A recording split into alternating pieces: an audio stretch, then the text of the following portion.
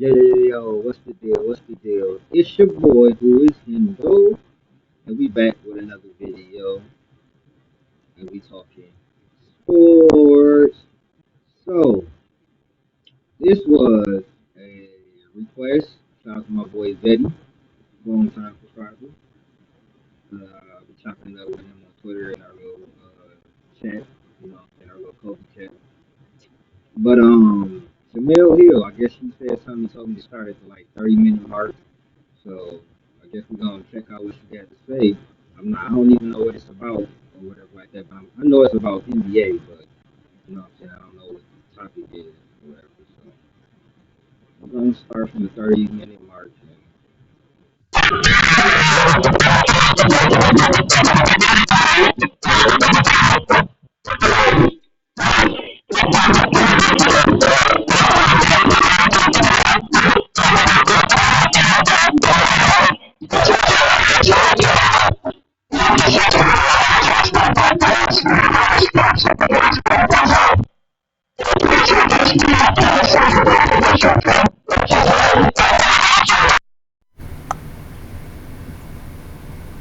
Well, and he was looking for $50 million before the season.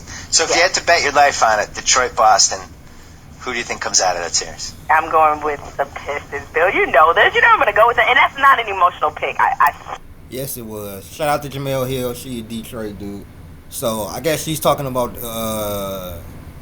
LeBron James and his supporting cast, saying that they're not as bad as they. She stopped piling on them because they're not as bad as everybody making them out to be. So this definitely, hey Zeddy, this definitely is prophetic of what was to come. Because this was in '08. Yeah, this was definitely prophetic of what was to come. His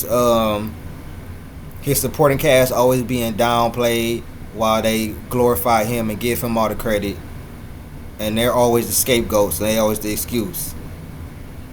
I swear it's not. Even though I know you're not a homer. I'm a homer, but you're not. well, actually, you're not that bad. No, I'm only realistic with the Celtics.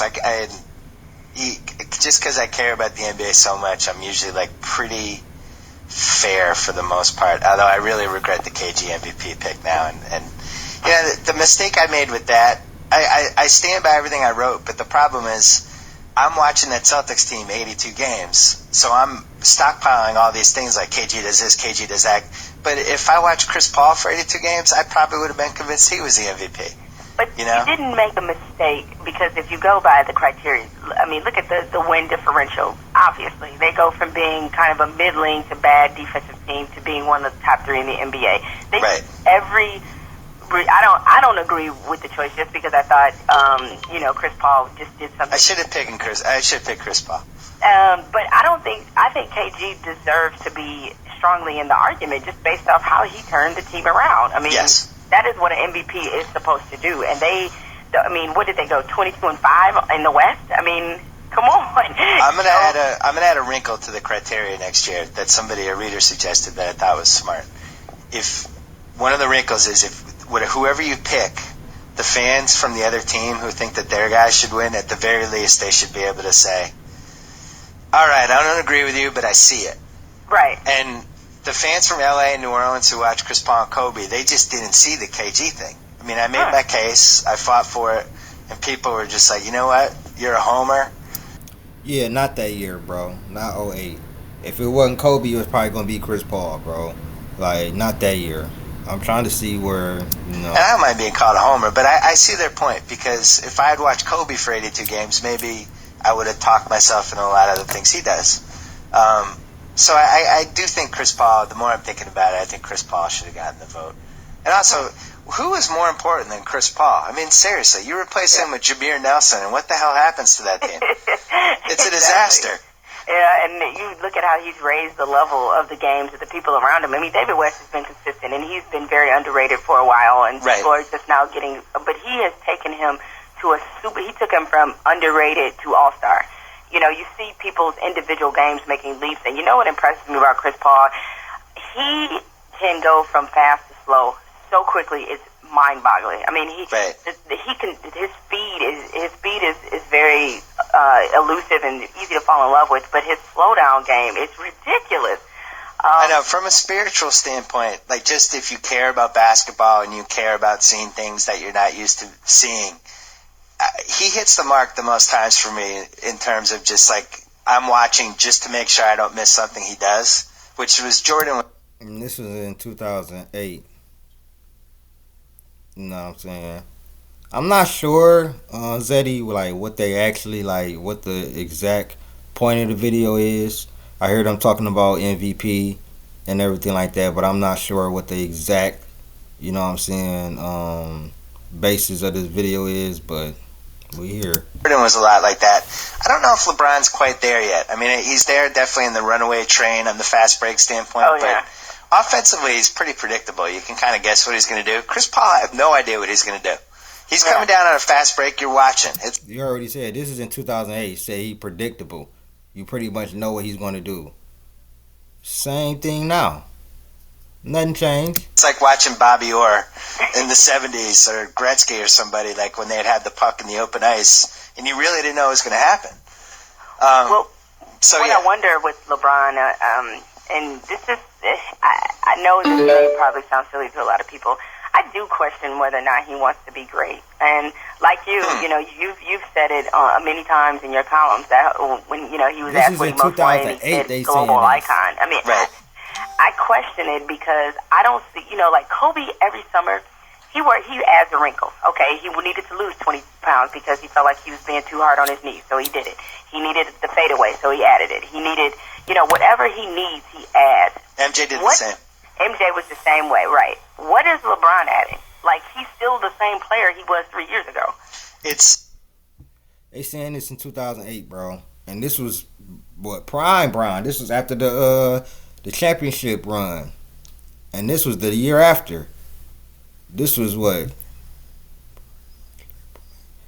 This is May of 2008. So this dead set what in the Eastern Conference Finals, Western Conference Finals. This is when he flamed out. Yeah. So you mean to tell me the best player in the world, they was talking like this? It's a great question, and I was just talking about this with somebody. The fact that he hasn't developed a post-up game yet is inexcusable. Because totally agree. Because nobody could handle him on the low post, and he's such a good passer that you wouldn't be able to double team him. At the very least, at this point, he should have like the embryonic stages of that Jordan fall away that Jordan used to shoot, where he would fade back just enough that you couldn't block it. He should at least be showing that he's trying to learn how to shoot that shot, and he doesn't have it. After what happened to him against San Antonio in the finals, I'm a little stunned that he is coming back with basically the same game. I mean, San Antonio, the Celtics are just following what San Antonio did. I mean, the Wizards did too to some degree, but but not with a whole lot of success, I don't think. But because they don't have the same defensive commitment, but they're doing the same thing. They're cutting him off to go to the paint and turning him in the jump shooter. And what really disappoints me. What? They doing that to him? This is what they try to hide from y'all. This is how they was talking about LeBron in 08, 09, 2010. Shit, 2011. Like, this is how they was talking about him. We not gonna let y'all erase this like he was the best player in the world or the best thing since sliced bread after that finals run. No, he wasn't. They was on his head. The other night, I think it was game 4, he took some horrendous shots. I mean, just bad. Where he's fading back and launching three-pointers. He's not a good three-point shooter, but terrible. Like he's terrible. And when they dare him to do it, it's like he takes it to try to prove, no, I really can do this. And I'm like, dude, if you haven't worked on that shot, you need to just dump it. So I'm. Did you hear Kenny Smith last night? No. What did he say about him? Kenny made a great point. He said LeBron does one of two things. Either he pulls up for the three-pointer, the 20-footer, or he goes to the basket hard. And he doesn't have that third thing that Jordan used to have where he'd start to go to the basket hard, he'd make the 15-footer. Or he'd get to his spot on the foul line where he had the post-up game. He has no other element to his game. So if you can, and what he was saying. And he still don't. 3 in the paint. Occasionally he'll shoot a little mid range or whatever like that, but he still is bad. This past season, this was probably his best year shooting the mid range, and it still was okay. He shot over 40% in like 2 or 3 zones, but overall, he's still not a good mid range shooter. He still don't really have a post up game. This shit is prophetic because the only thing he got better in was his 3-point shooting. Free throw shooting didn't get better. Mid range shooting post game didn't get better. Saying was the Celtics had decided we're not going to let you shoot that stop 3-pointer anymore, and we're going to put 3 guys on you if you try to go to the basket. So what else can you do? And he can't do anything. No, which is again, and it's just because Doc Rivers figured that out. Clearly, Greg Popovich figured that out. Why I can't completely get on the Flip Saunders bandwagon for not figuring that out. So, well, in LeBron's defense, he did host the ESPYs last year, so he didn't have a lot of time to work on the turnaround. So you got to cut him slack because that was important. That he was involved. He had to shoot some bits. So Yeah. Well, I'm sorry, I didn't mean to not give him a break, but you were talking about Pistons, Celtics, Pistons, Cavs, whatever. I would, if you're Detroit, you'd much rather see Boston because I think with Cleveland, just honestly, I think since LeBron has overcome the mental hurdle of beating Detroit, it's going to be real impossible to put that guy out of the playoffs. He knows what he can do. And, Detroit, I just don't think they have the same amount of defensive commitment that they had maybe when they had Larry Brown.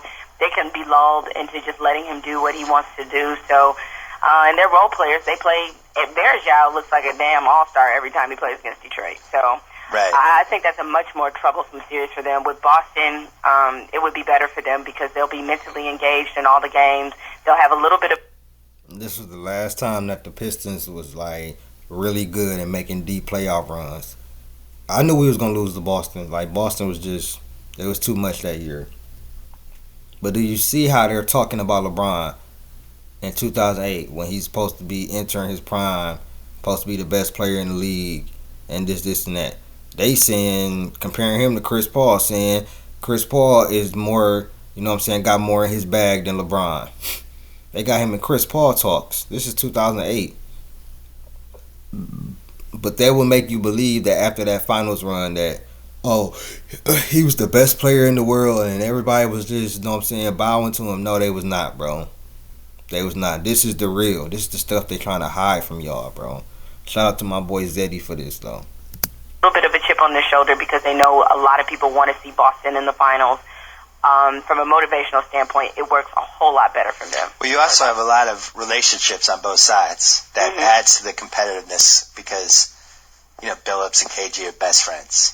Right. Rashid and KG have been playing against each other for 13, 14 years. Rip Hamilton and Ray Allen, UConn guys, they've been, Ray Allen took Rip Hamilton under his wing. So you have all these, you have Cassell, who knows everybody in the league, PJ Brown. You got all these intertwining things that I think will make for a really cool series if it happens.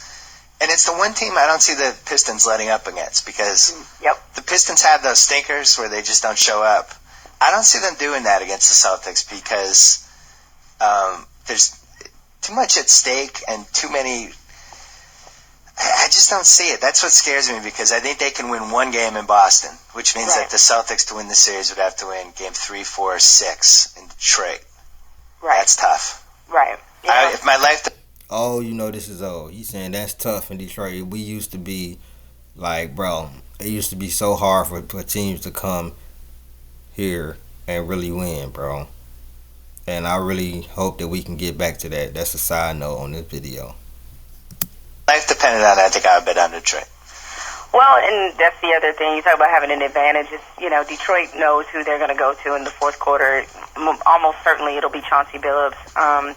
And, so they kind of have it figured out in that perspective. And I think what is just, I hate that. Do the drop step on Delonte West on the mismatch and dunk on him? See, he can do it. If he had shot the turnaround over Delonte West, I'm just telling you right now, that would have been it. I would have punched myself and become unconscious. Because And I was really like, as soon as they had the mismatch, I was like, if he shoots fall away, I'm going to have a conniption. But thank God he did the job step. I'm still trying to figure him out. I got to be honest. It's such a strange thing to have your best guy in the team have to be constantly told that he's the best guy in the team and that you need him to come through, because you look at Duncan and he just has that switch like, they need me this game. I got to get 23 rebounds. KG doesn't have the switch. It's weird. No, it's like he wasn't born with it. Well, and this is what people have. I disagree with that. I don't know what he talking about right there. Did you see KG in the finals this year, bro? In 2008? I know Paul Pierce won the finals MVP, but they don't win that finals without KG. I don't know what this dude talking about, bro. Yeah, bro, I don't know what he talking about. People have to kind of understand, it's a reason he didn't have, have a little bit more, but he doesn't. Paul Pierce, and I know they beat Detroit. I actually covered that series. They beat Detroit. Right. They, though it's not in the same.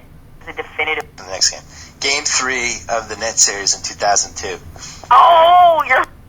Yeah, I think they kind of going all over the place, but this was a good video. They pretty much was. This is how people was talking about LeBron back then, bro. When it was like you could really have your opinion, and before all the paid debate shows and clowns coming on podcasts saying this, saying that, this was the authentic ESPN. Like, share, subscribe, man. I'm out. Peace.